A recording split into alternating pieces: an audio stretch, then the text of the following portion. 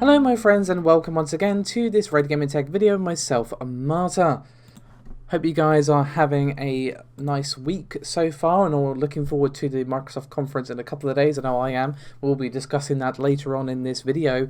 But the first thing I want to touch on is something from AMD and an epic image that's been doing the rounds. So I just want to say that this image is most likely fake. And the main reason I'm discussing it is because, well, a lot of people have messaged us about it.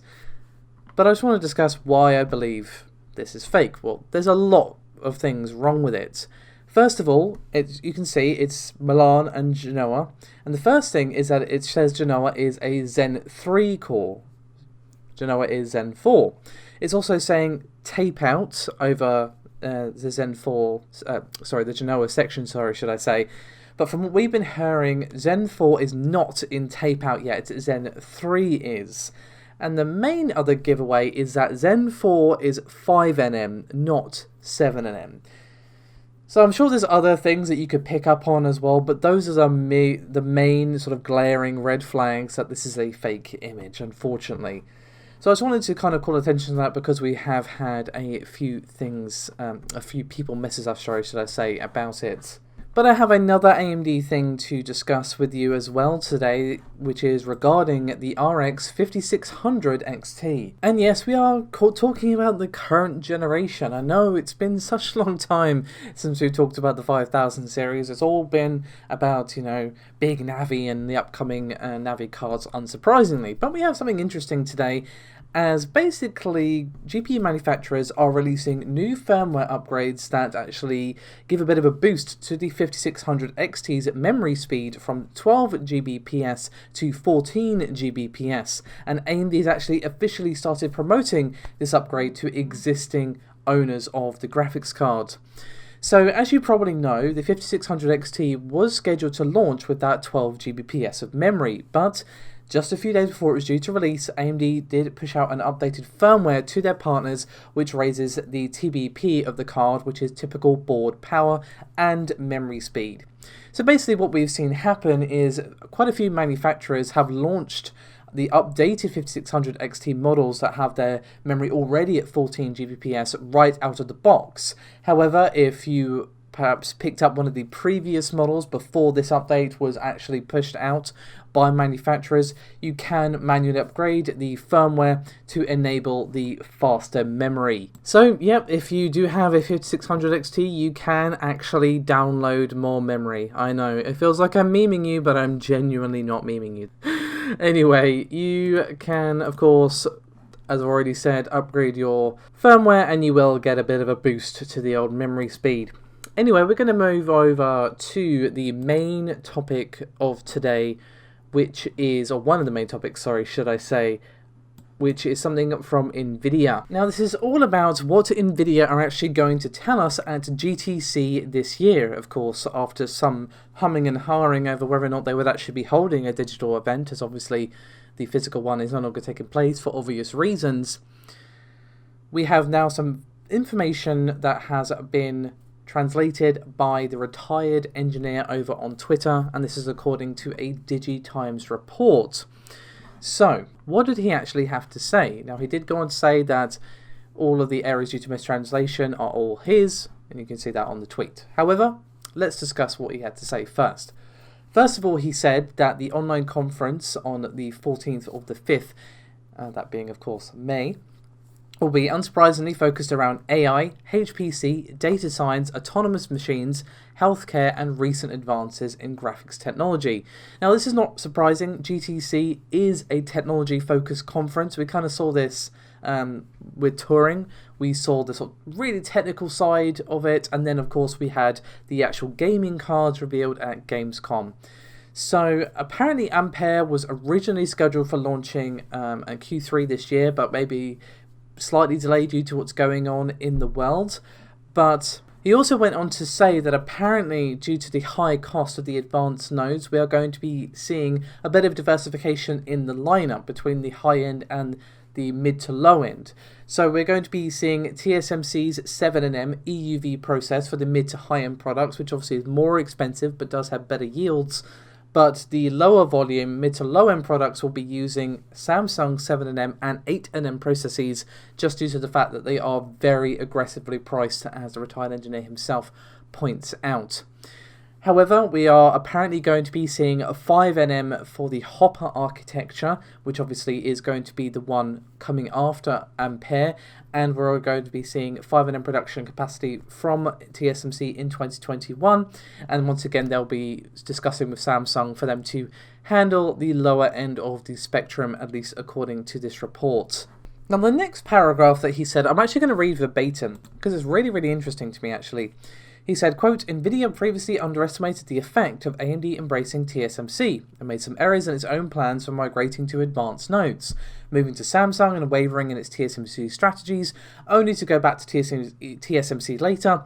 Nvidia was unable to secure enough 7nm capacity, resulting in AMD grabbing the limelight, eroding Nvidia's brand value, and increasing its own market share for GPUs. In order to prevent AMD from getting any bigger, Nvidia has decided to catch up, even leapfrog AMD, in adopting TSMC's 7nm and 5nm EUV nodes.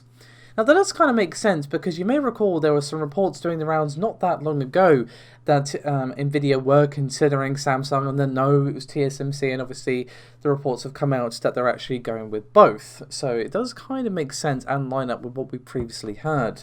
But of course, do keep in mind with everything I'm discussing, it is all speculation. Now obviously, while none of this is confirmed and it is all speculation, it does make sense and kind of lines up with what we've heard before, as I've already said.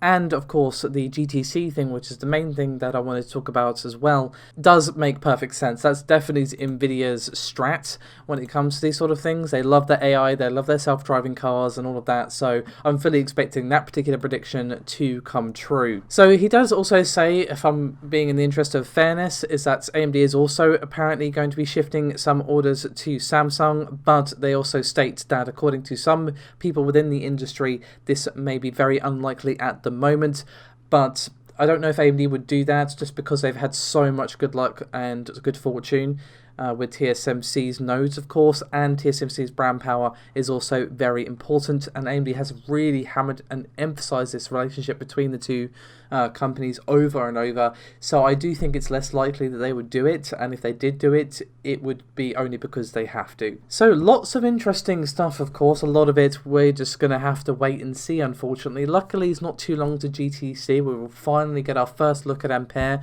Can't wait to get stuck in on that and see what Nvidia have in store for us. Of course, it's going to be some time, most likely, before we get any sight of the gaming side of things, but still, going to be an interesting one. But we're going to move over now to our final topic of today, which is regarding Xbox's event in a couple of days. So the first thing is that they have published an official blog. This is by Jarrett West, CVP of Gaming Marketing over at Microsoft. They have published an article very early this morning, about 6 a.m, according to what it says here, and basically kind of outlines what we're actually going to be seeing at their Inside Xbox event in a couple of days. Now, the article is quite long, so obviously I'm not going to go through all of it. You will find it linked below if you want to give the whole thing a read, but I just want to talk about, the middle paragraph where they discuss what's in store for 2020, and some of this we'll undoubtedly see at the event. So, they state that, quote, our goal remains to launch Xbox Series X and Halo Infinite this holiday. All 15 Xbox Game Studios teams are hard at work on next-gen games for Xbox Series X and Xbox Game Pass. The best dev teams around the world are working hard to have their games ready to play on Xbox Series X this holiday. For PC players, we plan to support the community by making all of our major releases at launch available with Xbox Game Pass for PC, including Halo Infinite, Wasteland 3, Minecraft Dungeons, and of course, Microsoft Flight Simulator.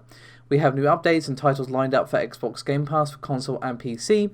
We're expanding Project xCloud into new countries and onto new devices, and later this year, Project xCloud and Game Pass will come together, enabling you and your friends to come together in more ways. So, pretty much confirms that we're going to be seeing Halo Infinite as a launch title. Now, obviously, we don't know if it's going to be exactly, day one launch, but It heavily implies it, and we're also going to be seeing it on PC as well, which is awesome. Personally, can't wait for the conference. Really looking forward to finally seeing some next-gen games. Please give us more Elden Ring. That is all I ask from Microsoft, okay? I'm a woman of simple requests, and my one request is to see some gameplay of Elden Ring. Thank you. Anyway, so the other thing that they shared in this blog is a very brief teaser. It's 16 seconds long. Now, it doesn't really show much. It just shows the Xbox logo coming into view with some pretty epic music in the background. Now, I think, and I do stress I think, that they're teasing the startup screen. The noise and the animation look really similar to me to the Xbox One console startup screen. Now, obviously, they do have an SSD in the Xbox Series X, so you might wonder, okay, why would they have have a startup screen or one that's lasted so long? Well, even if it does, obviously it does have an SSD, but even though it has an SSD, the console still does need to do various checks. Consoles still need to have splash screens to do post or power on self tests, do OS and software checks for updates, and so on. So it's better to hide all that behind a flashy, cool power up and splash screen that kind of gets you all hyped up and excited to play your game. Then please wait. We are just doing an OS update. We're just checking the OS. We're just doing this. So it does make sense. Now, I could be completely wrong, and this is just a tease to be like, hey, hope you're looking forward to seeing some stuff from the Xbox conference, guys, and that is also equally possible. But it gives me splash screen vibes, okay? That's just my personal take. We'll have to wait and see, of course, but as I said, really looking forward to seeing what Microsoft have in store. Elden Ring, please, thanks. There is one other thing that I do want to mention regarding what Microsoft have in store for us this summer, and that is a tweet from Tom Warren, who is senior editor over at The Verge, and according to him, we are actually going to be getting 3 events from Microsoft. So we're going to be getting Xbox events in May and July, but not June, and then he really makes a point of emphasizing June. So we're going to be seeing, I'm assuming, the third parties at this week and the first parties at some point, maybe the July one, and then that leaves a big old question mark over June. What could it be? Could it potentially be the full reveal of the Xbox Series X, including price, release date, that sort of thing? Or could it be the final unveiling of Lockhart? It could even be both, to be honest. It could just be a hardware-focused particular conference, and we could see the Xbox Series X, like, here it is again, here's a full trailer, here's the price, release date, etc. And oh, by the way, here's Lockhart. It's a thing that exists, and they're going to go and finally explain what Lockhart is. There's been so many rumours about it. Some people say it's handheld, some people say it's a lower-powered Xbox Series X. We're going to have to wait and see, of course, but I would definitely be down for that. Anyway, that is me done for this video. Thank you so much for watching. Hopefully you have enjoyed the video. Do remember to like and subscribe if you haven't done so already. It does help out a great deal. And I'll see you next time. Bye-bye.